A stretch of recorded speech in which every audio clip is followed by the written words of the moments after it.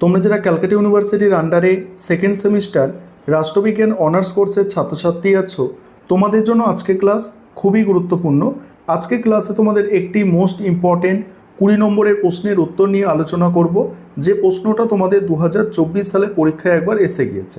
প্রশ্নটা হচ্ছে জনপ্রতিনিধিত্ব আইন 1951 বিষয় একটি টিকা বা 1951 জনপ্রতিনিধিত্ব আইন আলোচনা করো, এইভাবেও প্রশ্ন আসতে পারে। কিভাবে প্রশ্নের উত্তরটা গুছিয়ে লিখবে দেখে নাও। প্রথমে হচ্ছে ইন্ট্রোডাকশন অর্থাৎ ভূমিকা। সেখানে কি বলা হচ্ছে দেখো, ভারতের মতো বিশ্বের বৃহত্তম গণতান্ত্রিক দেশে একটি সুষ্ঠু, অবাধ ও নিরপেক্ষ নির্বাচন ব্যবস্থা অপরিহার্য। নির্বাচন ব্যবস্থাকে আইনি কাঠামো দেওয়ার জন্য ভারতীয় সংবিধানের 327 নম্বর ধারায় সংসদকে নির্বাচন সংক্রান্ত যাবতীয় আইন প্রণয়নের ক্ষমতা প্রদান করা হয়েছে। এই ক্ষমতার ভিত্তিতেই ভারতীয় সংসদে 1950 এবং 1951 সালে দুটি অত্যন্ত গুরুত্বপূর্ণ আইন পাস হয়। 1950 সালের জনপ্রতিনিধিত্ব আইন জনপ্রতিনিধিত্ব আইনটি মূলত লোকসভা ও বিধানসভার আসন বন্টন, নির্বাচনী এলাকার সীমানা নির্ধারণ এবং ভোটার তালিকা তৈরির সাথে যুক্ত। অন্যদিকে নির্বাচনের মূল পরিচালনা, প্রার্থীদের যোগ্যতা নির্ধারণ এবং নির্বাচন পরবর্তী আইনি বিবাদের মীমাংসা পরিচালিত হয় জনপ্রতিনিধিত্ব আইন 1951 দ্বারা। আধুনিক ভারতীয় নির্বাচনী ব্যবস্থার প্রকৃত মেরুদণ্ড হল এই 1951 সালের আইনটি। এবার বলা হচ্ছে জনপ্রতিনিধিত্ব আইন 1951 এর বিষয়বস্তুটা তোমরা বুঝে নাও। দেখো, একটা বিষয় তোমাদের এখানে বলি, তোমাদের জন্য কিন্তু অনলাইন কোচিং ক্লাস চলছে। তোমরা যদি কেউ পেড ব্যাচে অ্যাডমিশন নিতে ইচ্ছুক থাকো বা আমাদের থেকে স্টাডি মেটেরিয়াল অর্থাৎ পিডিএফ নোটস কিনতে চাও, তাহলে তোমরা স্ক্রিনে দেওয়া নম্বরে যোগাযোগ করতে পারো। এবার এই পোর্শনটা বুঝে নাও। 1951 সালে জনপ্রতিনিধিত্ব আইনটি ভারতের গণতান্ত্রিক নির্বাচন প্রক্রিয়ার ব্যবহারিক দিকটিকে সম্পূর্ণরূপে নিয়ন্ত্রণ করে এবং এর পরিধি অত্যন্ত ব্যাপক। এটি নির্বাচন প্রক্রিয়ার শুরু থেকে শেষ পর্যন্ত প্রতিটি স্তরকে আইনি কাঠামোর মধ্যে বেঁধে রাখে। প্রথমত হচ্ছে এই আইনের মাধ্যমে এই আইনের অন্যতম প্রধান কাজ হলো সংসদ অর্থাৎ লোকসভা এবং রাজ্যসভা এবং রাজ্য আইনসভাগুলিতে অর্থাৎ বিধানসভা বা যেখানে বিধান পরিষদ আছে, বিধান পরিষদে প্রতিদ্বন্দ্বিতাকারী প্রার্থীদের যোগ্যতা ও অযোগ্যতার মানদণ্ড স্পষ্টভাবে নির্ধারণ করা। বিশেষ করে এই আইনের 8 নম্বর ধারা অনুযায়ী কোনো ব্যক্তি যদি সমাজের শত্রুতা ছড়ানো, দুর্নীতি, ধর্ষণ বা অন্যান্য গুরুতর ফৌজদারি অপরাধে দোষী সাব্যস্ত হয়ে ন্যূনতম 2 বছরের কারাদণ্ডে দণ্ডিত হন, তবে তিনি পরবর্তী 6 বছরের জন্য নির্বাচনে প্রতিদ্বন্দ্বিতা করার অযোগ্য বলে বিবেচিত হবেন।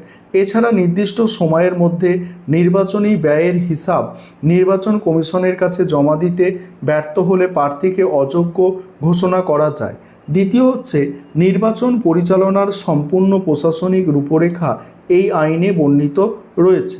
নির্বাচনে আনুষ্ঠানিক বিজ্ঞপ্তি জারি হওয়া থেকে শুরু করে প্রার্থীদের মনোনয়নপত্র জমা দেওয়া, তা যাচাই বা স্ক্রুটিনি করা, তারপর দেখো মনোনয়ন প্রত্যাহার এবং সর্বোপরি ভোট গ্রহণের সুনির্দিষ্ট নিয়মাবলী এই আইনের অন্তর্ভুক্ত। তৃতীয় হচ্ছে স্বাধীন ও দুর্নীতিমুক্ত নির্বাচন সুনিশ্চিত করতে এই আইন দুর্নীতিমূলক আচরণ এবং নির্বাচনী অপরাধ সম্পর্কে কঠোর বিধিনিষেধ আরোপ করা হয়েছে। যেমন 123 নম্বর ধারা অনুযায়ী ভোটদাতাদের ঘুষ দেয়া, ভয় দেখানো কিংবা ধর্ম, জাতি, বর্ণ, ভাষার ভিত্তিতে ভোট চাওয়া সম্পূর্ণ বেআইনি।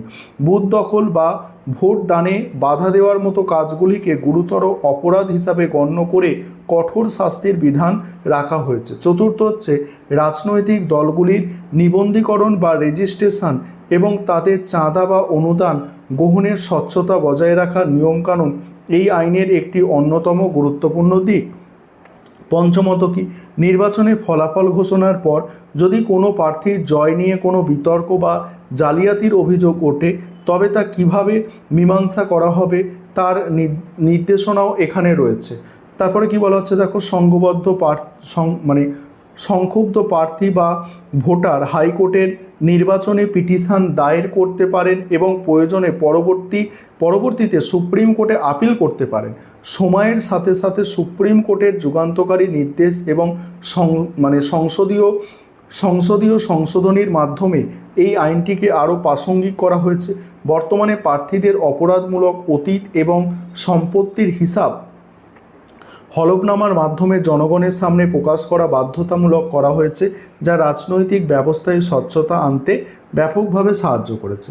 এবার উপসংহার কিভাবে লিখবে দেখো, পরিশেষে বলা যায় জনপ্রতিনিধিত্ব আইন 1951 কেবল একটি আইনি দলিল নয়, এটি ভারতীয় গণতন্ত্রের পবিত্রতা রক্ষার অন্যতম প্রধান হাতিয়ার। রাজনীতিতে পেশি শক্তি ও কালো টাকার প্রভাব রোধ করা, নির্বাচনী ব্যবস্থাকে দুর্নীতিমুক্ত রাখা এবং সাধারণ ভোটারদের অধিকার সুরক্ষিত করার ক্ষেত্রে এই আইনের ভূমিকা অপরিসীম। যদিও বাস্তবে ভারতীয় রাজনীতিতে এখনও কিছু ফাঁকফোকর ও রাজনৈতিক অনৈক্য চোখে পড়ে, তবুও ভারতের নির্বাচন কমিশন এই আইনের কঠোর প্রয়োগের মাধ্যমে দেশের বিশাল নির্বাচন ব্যবস্থাকে সাফল্যের সাথে পরিচালনা করে চলেছে।